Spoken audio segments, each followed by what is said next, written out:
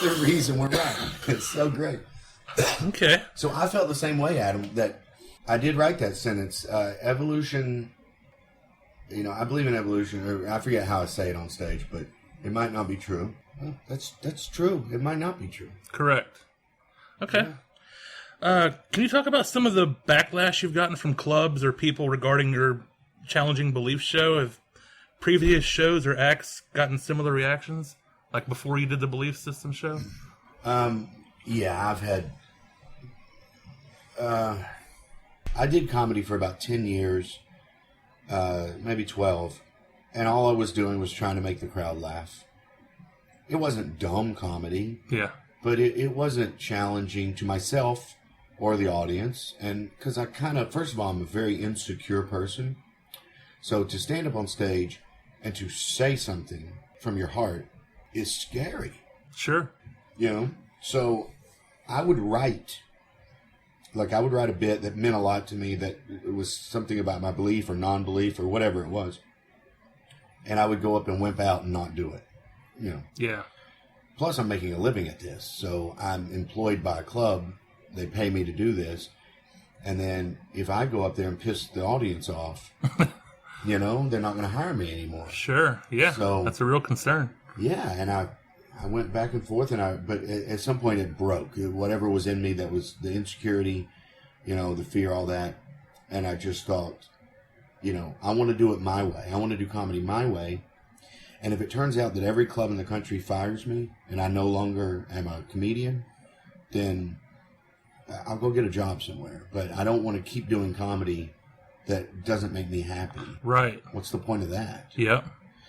So I literally just dove in head first and started writing stuff, I had a piece about abortion early on that is a true story that an ex-girlfriend of mine and I went through with. Yeah, I remember that story.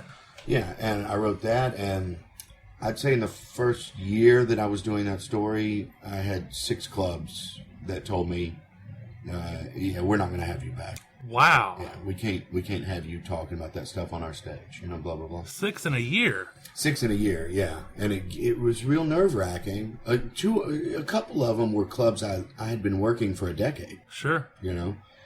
And then there was some clubs that to be honest, I didn't really like anyway, so whatever, But what I found is there are other clubs that wouldn't have had any interest in me at all. But all of a sudden they were interested. Okay. Yeah. So eventually I think the scales kind of worked out where there are still clubs that I go to brand new that they don't know what I do. Right. They hire me because so-and-so recommended me or whatever. And I go in and they don't talk to me. I mean, literally they don't. Like, they'll watch the first show. Before the show, they're talking. The manager's just very nice. And then after the first show, he ignores me. Damn. Yeah, and then he'll pay me, but then they don't ever have me back. Okay, whatever. Damn, man. So that's like the reactions from the clubs. Do you have audience members that react poorly to your challenging their beliefs? At least every week. At least every week. Yeah, so it's not uncommon. No, it's not uncommon at all. It at the very beginning, it used to scare me to death, But I've been punched on stage. You've been punched on stage. You didn't know that? No. Yeah, I got punched on stage in Macon, Georgia. A guy came on stage and punched me in the face. Holy shit! Yeah. What bit was that? Yeah. About donating sperm to my sister and her wife. Yeah. And I did. I donated sperm to my sister and her wife, and I had a story about it, and laughs, and it's not even that controversial to me. Yeah, really. But he was drunk, of course, and came up on stage, and he yelled "faggot." Holy shit! Very southern faggot. Yeah.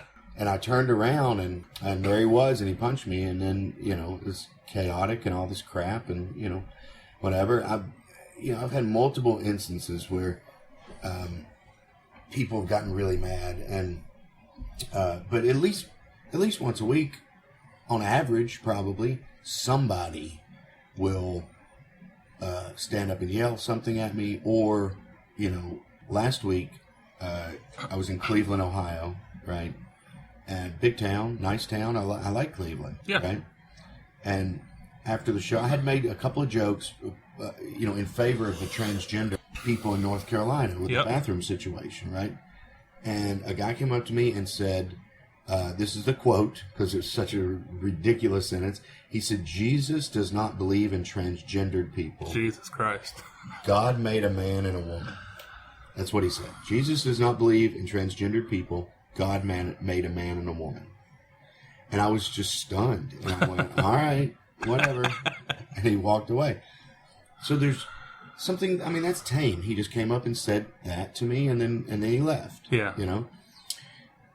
Fargo, North Dakota, a guy stood up and started screaming, "You goddamn atheist. You goddamn atheist," over and over and over. And he's screaming and yelling.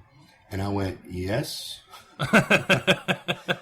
And that kind of stunned him. Like, he thought I was going to, he thought he was accusing me of something. Right. That I was going to defend. Like, I'm not an atheist. I just went, yes.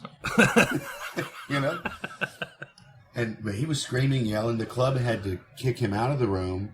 And then he came back in screaming more and more. So they had to call the cops. And then the cops came. It was a mess, Wow. Okay. Well, then how do you think we can get people to be more receptive to the idea that challenging their beliefs is a good thing and not a bad thing? Is that like why you do comedy? Because it's just to make light of the situation? Do you think that's an effective method to have people be more receptive? Or what can we do to have people challenge their beliefs and be comfortable with that? It's a real interesting question. I think the truth of why I do it is because it's interesting to me. Okay. Am I making a difference? I don't know. I really don't know. I don't know if it's possible for a stand-up comedian to change someone's mind. I do believe it's possible, on occasion, for a stand-up comedian to plant a seed. Yeah, induce thought. Yeah. I know it's possible because people have done it to me. Yep. Where on both sides. Like, I've had comedians that I'm watching that will say something that I've never thought of that before. Right. And I find myself going, wow, what an interesting thought. Do I believe it or do I not? Do I agree with it? Do I not? I don't know. Let me do more research. Whatever. So a comedian has sent me to my computer to learn more. You know what I mean? Yeah. So I know it's possible. Absolutely. But I do it because it's what interests me. Okay. Really interesting question is, I think that human beings are becoming more tolerant. Yeah. When you look back from 1,000 to now, I wasn't there in 1,000. It seems like we're more tolerant. I think George Carlin said this, which is, I'm jealous that he wrote this and I didn't. But capitalism and religions are the two major human mistakes. Sure. Religion got a hold on us and really clamp down on this already innate behavior of automatically, bucking up, wanting to fight someone that doesn't believe the same as you do. Yep. And religion just enforced the hell out of that. Yeah. And then got us, to this point where it's at one point in our history, even if you were a member of the church but didn't agree with one thing that they all agreed with, you could be burnt at the stake. Yep. That's how tight it was. It's no longer that way in this country. There's a couple of other countries, but even when you look, like I researched this, how many countries on earth can you be put to death for being an atheist? I think there's 13 right now. Yeah. You go back 500 years, much larger number. Oh, yeah. So it seems to be getting more tolerant. It seems to be. Sure, yeah. Just 10 years ago, nobody thought that gay marriage was going to pass anytime soon. I think it was Dan Savage that said it would never pass in his lifetime, and he's only, I think, 51 now, and it's totally passed. It happened very quick. Yeah. I made a bet with someone, I got so lucky because I was just guessing. But I made a bet with someone that it would be passed before Obama left. And I won $50, Nice. And they were like, there's no way. That's not going to happen, blah, blah. And I bet them because, it was fun. But I didn't really know. I was guessing. Sure. You know what I mean? I didn't have some kind of evidence backing up my side. I just thought, yeah, I'll bet you dumbass. Come on. So the question, to me, are we evolving? Is it possible that, I'm going to attack anything that is different than me? Is a monkey instinct. It's a survival instinct. Right. Is it possible that humans are evolving? Or is it possible that the church and the state, it's possibly the greatest thing that the United States of America has ever done is basically take power away from the Pope, right, and the King and the Queen. Yes, they can't kill us legally, right? They can do it in a back alley.